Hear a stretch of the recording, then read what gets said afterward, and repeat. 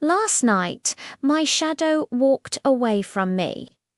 But that wasn't the part that scared me. The part that scared me was what it left on my pillow when it came back. A single note written in my own handwriting. Don't turn around. I didn't listen. I should have. I was brushing my teeth when it happened. The bathroom lights flickered. Not off, just dimmed, like something was standing between me and the bulb. I froze, because in the mirror, my shadow wasn't copying me anymore. I spit out toothpaste, lifted my arm, my shadow stayed still. Then, slowly, its head tilted toward me, like it was listening to something behind me. A low breath brushed my neck.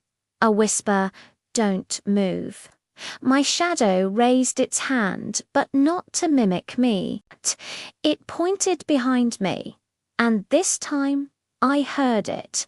A faint scrape on the floor, like someone dragging their foot across tile. I spun around, nothing, but when I turned back, my shadow was gone. Just missing from the wall, an empty outline of light where it should have been.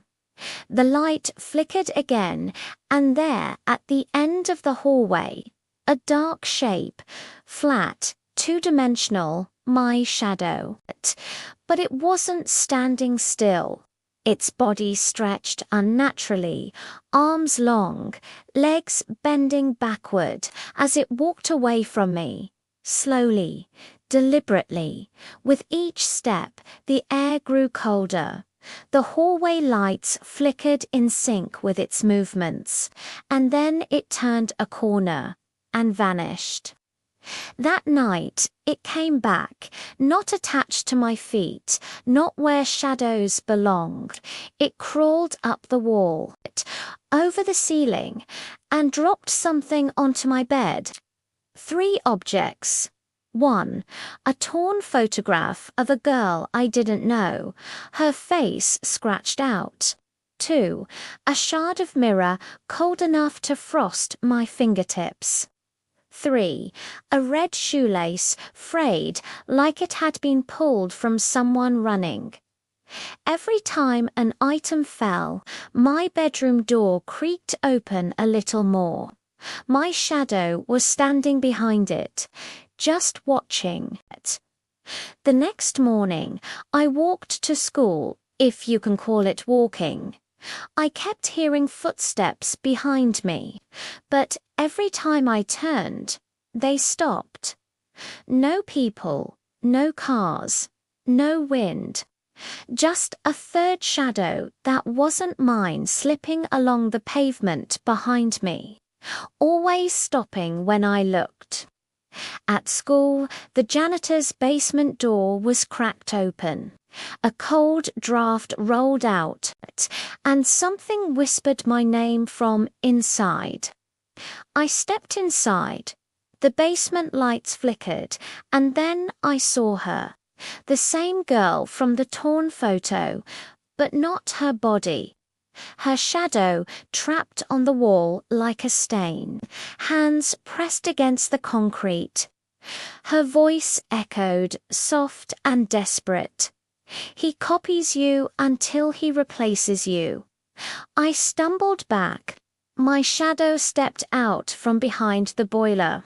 Only, it wasn't flat anymore. It had volume, shape, a body. Mine, and it was smiling. The lights flickered violently. Pipes rattled. The cellar door slammed shut behind me. The girl's shadow whispered, "You have one chance. Step into the light." But the overhead bulb sparked, dying. My shadow lunged toward me, arms stretching, movements jerky like a puppet. The girl's shadow grabbed my hand, pulling me toward a thin strip of light from a cracked window. My shadow shrieked, its voice like metal scraping bone. I made it into the light. Everything went black.